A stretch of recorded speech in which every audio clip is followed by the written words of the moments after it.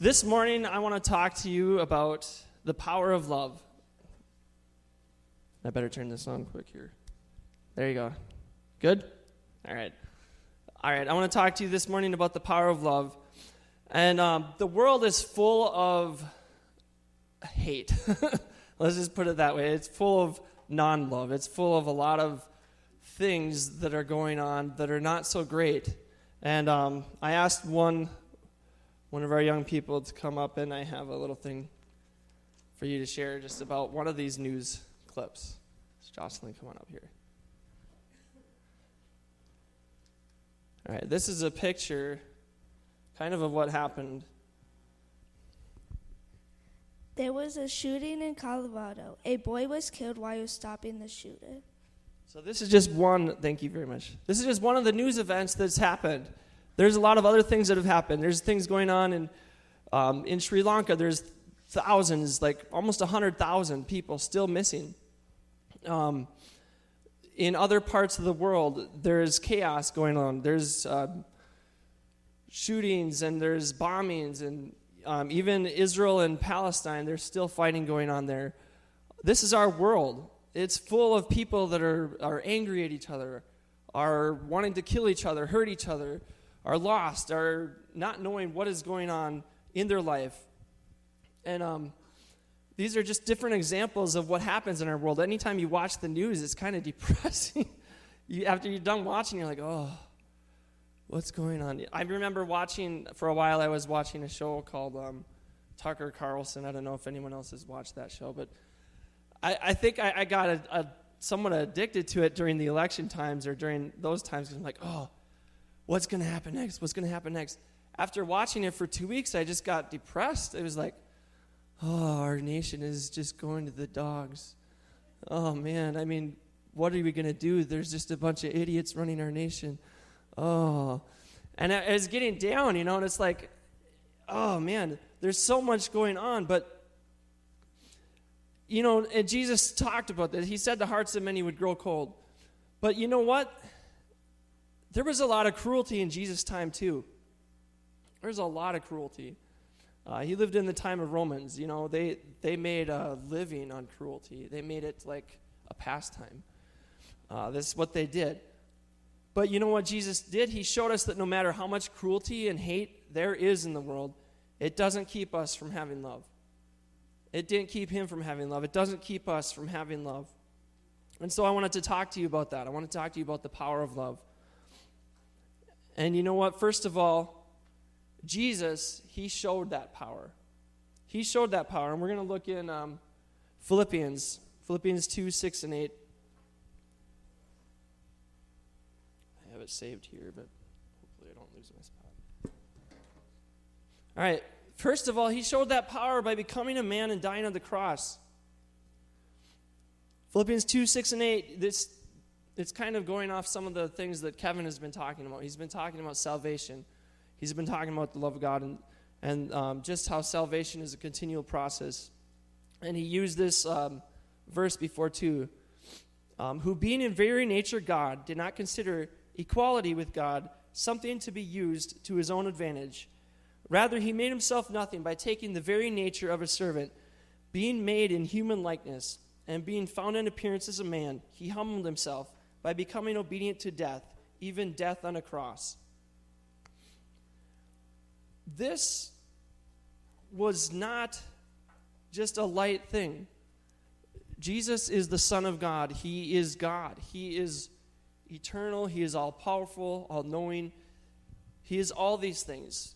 With just a flick of his finger, not even, the whole world could be gone in an instant. The whole universe can be gone in an instant. He has that kind of power. He let himself be emptied of that. He said, I'll relinquish that. I'll give that up. I'll become a man. That is love. That is true love. You think if you had that kind of power and you were with God and communing with him in perfectness, to come down here into earth and become a man and become one in Jesus' time period where cruelty was a pastime of the governing bodies. That takes love. This act of, and dying on the cross too. Dying on the cross in such a way that he did. Asphyxiation is the way they end up dying when they die on a cross. They're sucking air through a wet sponge all the time that they're on the cross. And then, decide which pain they want more, on their hands or on their feet. And they're constantly doing this for all the time that they're on the cross. And he did this. And this act of selflessness, and sacrifice, this is what bought our salvation. This is the power of love. It bought our salvation. We had no way of getting to God. If you think about it, a perfect God, if you think, okay, perfect light would blind you. People say if you look directly at the sun, it can mess with your eyes. If you look at the sun during an eclipse, it can blind you. Because when you have that perfect concentrated light, it completely goes through everything that is there. Like a laser, when you have a laser, it's ultra concentrated light. And depending on the concentration of the light is the strength of the laser. And it can, there's lasers at my work, they can cut through metal. You have a perfect God who is completely perfect and whole. And, his light is greater than all. We cannot even stand before him. Moses, who was a righteous man, couldn't even be in the presence of the face of God. He's like, you cannot see my face and live. I'll let you see my glory. This perfect God, Jesus, made a way for us that we will be able to see him. Us, we're in our sinfulness, we are not able to do anything to help ourselves get to him, to see him. And Jesus made a way that we can. That is the power of love that he showed. In a human way, he showed that power in reinstating Peter. What happened is one of his disciples, Peter, he was very brash. He liked to talk a big game. You might know some people like that. They're very brash. They like to talk big about what they do. And he just was like, oh, Jesus, I'm your best disciple, and I'm going to go with you to the death. And, you said I got this sword, and we're gonna fight everybody off, and I've seen how your power works, and, you can heal people, and you can make the waters calm, and we're going to do this, and I'm your man. And as soon as Jesus was taken by the soldiers, Peter kind of like, oh, what's going on? He kind of backed away somehow. He got out of the way, so they didn't take him with. At first, he's like all for it, cutting off someone's ear. And Jesus is like, this is not the way that you're supposed to follow me. This is not the way that you're supposed to do this. And Jesus healed the ear. Well, then Peter's like, okay, well, I'll follow from a distance because I want to prove that I'm a good disciple of Jesus. And in that following, here he is, he's there, and people are asking him, hey, do you know this guy? And all of a sudden the fear comes, it's like, man, if they could arrest Jesus and, do what they're doing to him, then they could take me too. Maybe this isn't the way I wanted, this isn't the way I thought it was going to be. And, that fear started coming in, and he's like, oh, no, I don't know that guy. And he denied him publicly 3 times, and, that's a very hurtful thing. It's not like Jesus wasn't in the area. Jesus was in the same area. Because in one of the Gospels it says he looks at Peter and the rooster crows. And so Jesus saw this denial. Peter's complete and total like, oh, I'm with you, and man, I don't even know you. And he still loved him and reinstated him. He's like, this, you're denying me isn't going to make me deny you. And here, this reinstatement of Peter, like, hey, Peter, you can still be my disciple. You can still, I haven't left you. I haven't thrown you out because of your mistakes. Peter went then from being a person who denied Jesus out of fear to someone who proclaimed him to thousands.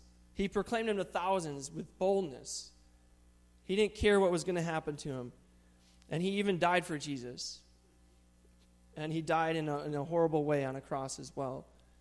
And that's the power of love. It changed Peter from this man who had his own ideas of way things were going, and from thinking of the people to then only fearing God and doing what he would say. Jesus' disciples, they showed this power. They showed this power of love. Just the fact that his disciples were with each other in the same room and not completely fighting each other was showing this power of love. If you think about it, one of his disciples was a tax collector, and tax collectors in those days, they worked for the government, more or less. They worked for themselves and for the government. They collected all the money that would go to the rulers of the time, and they would collect extra for themselves, and that's what made everybody hate tax collectors, because they always got a little extra for themselves to make their life better. One of them was a tax collector. Another one was a zealot. And zealots of those days, they were people that wanted to overthrow the government. They were very strong-willed, and they were like, we're going to find a way. We're going to get this government that we don't like out of here, and we're going to get it back to the way it should be. And that's what one of the disciples was. So these two disciples were in the same room together all the time. The fact that they weren't in each other's faces, that is a testimony of the power of love. You know, later on, Jesus' future disciples, those who would follow him later, there's Pharisees and fishermen, there's Jews and Gentiles, there's all different people groups that normally don't get along. And they were with each other, and they were showing love. They were sharing with each other. And this is in Acts 2. I forgot to do that verse. Sorry. This was another verse about Jesus showing the power of love. He was saying that greater love is no man than he laid down his life for his friends. And that's what Jesus did. In Acts 2, 42 and 47 through 47, this shows where the disciples were showing that power of love.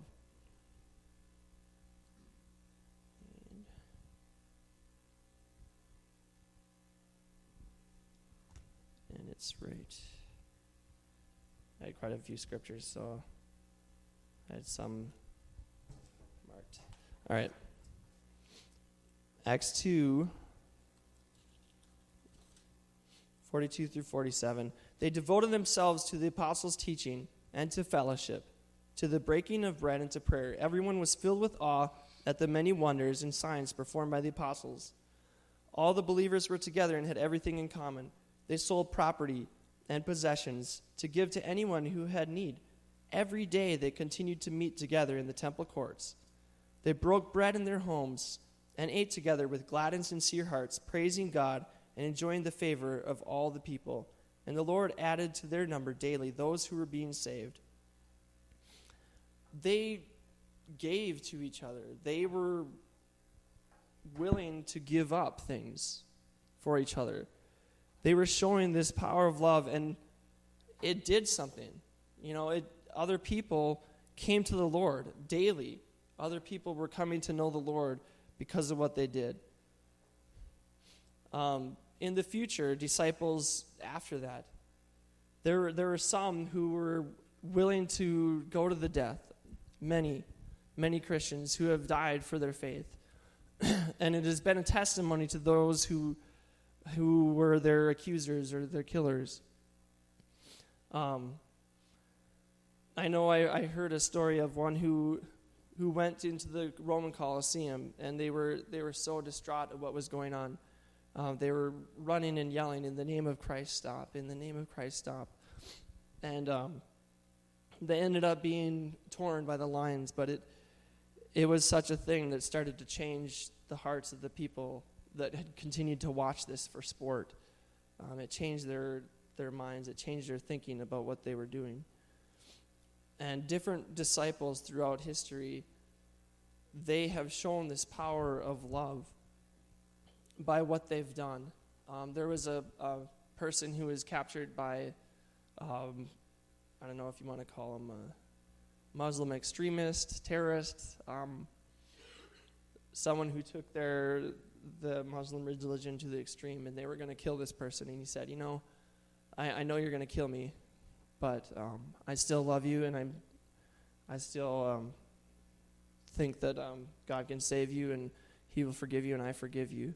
And I think he gave him a Bible of his, and the man did kill him, but later this man, he was just so changed by what this guy's love was there. In that situation, this was not like a normal reaction for people, and it just so changed him that he came to Christ.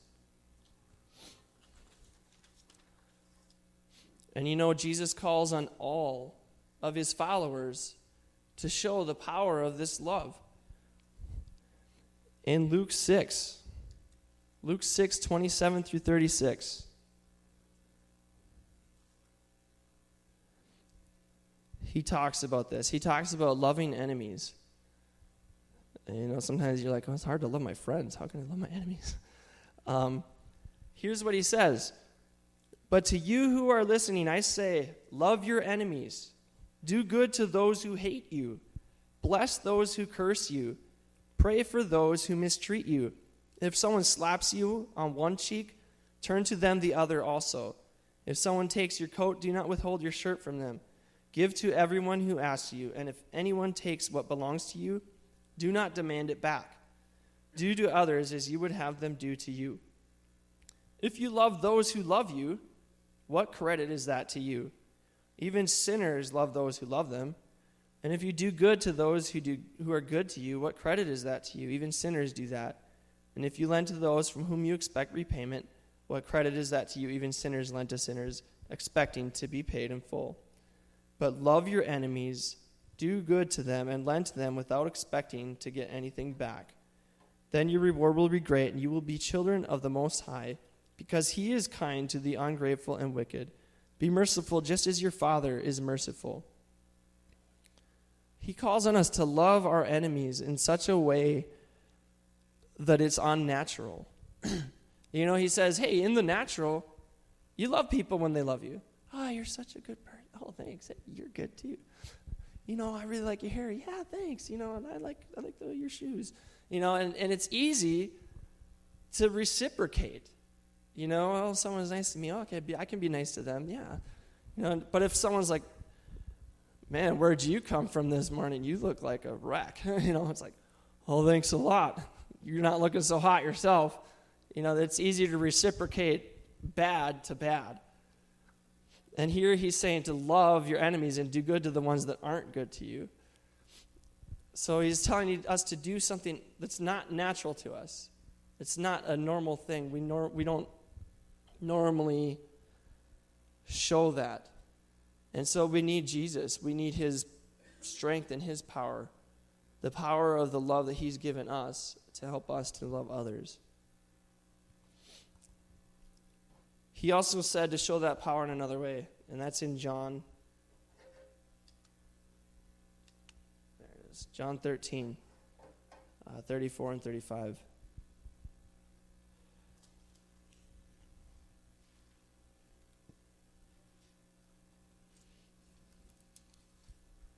John 13. This is where Jesus is talking,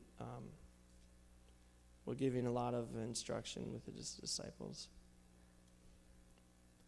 All right, John 13, 34 and 35.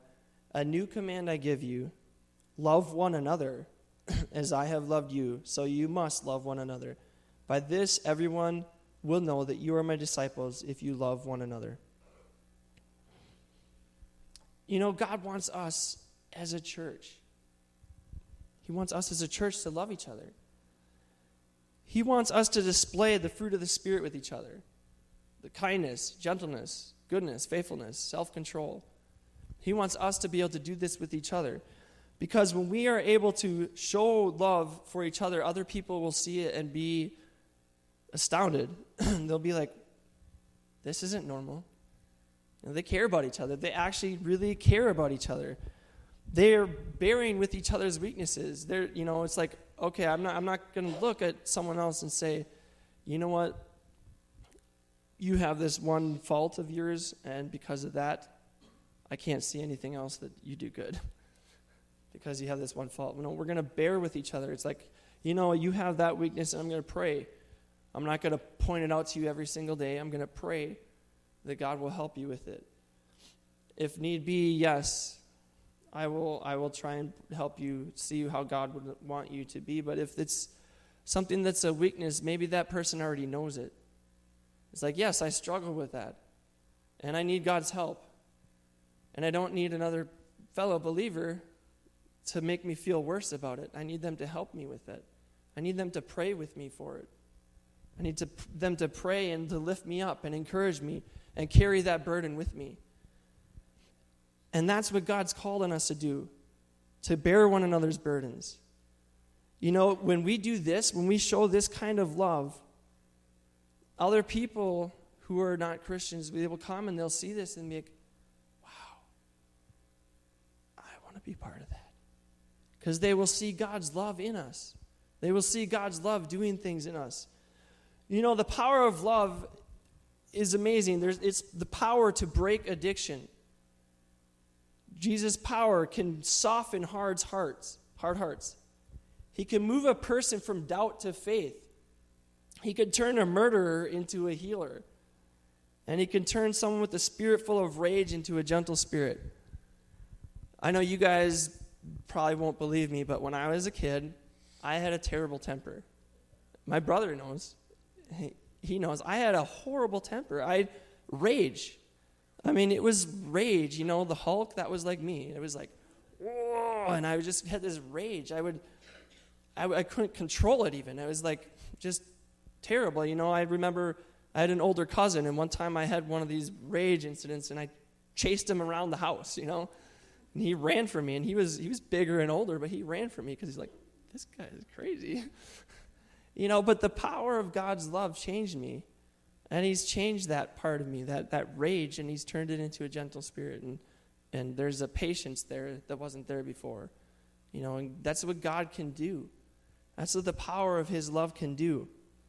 The power of God's love, it can reach into your deepest and darkest times, and it can pull you into his light. He can heal your past. He can heal all the things of your past. All the areas that are just so hard and hurt and scarred and they're just dark. He can heal those areas. He can cleanse you of all your guilt and your shame. He can cast out your fear, and he can make all things new. This is the power of God's love. And without it, we aren't a thing. That's what Paul was telling us in 1 Corinthians, that we can have all the other things in this Christian life, but if we don't have that, it doesn't mean a thing. It doesn't change the heart. 1 Corinthians 13, it says, if I speak in the tongue of men or of angels, but do not have love, I am only a resounding gong or a clanging cymbal. If I have the gift of prophecy and can fathom all mysteries and all knowledge, and if I have a faith that can move mountains, but do not love, I am nothing. If I give all I possess to the poor and give over my body to hardship, that I may boast, but do not have love, I gain nothing. We need God's love. We need his love. We need his love to change us. We need his love so that we can love each other. We need his love so that we can love people who are enemies, people who are against us, people who do not like what we stand for. We need his love in order to do these things. It says here, love is patient, love is kind, it does not envy, it does not boast, it is not proud, it does not dishonor others, it is not self-seeking, it is not easily angered, keeps no record of wrongs, it does not delight in evil, but rejoices with the truth, always protects, trusts, hopes, perseveres, never fails.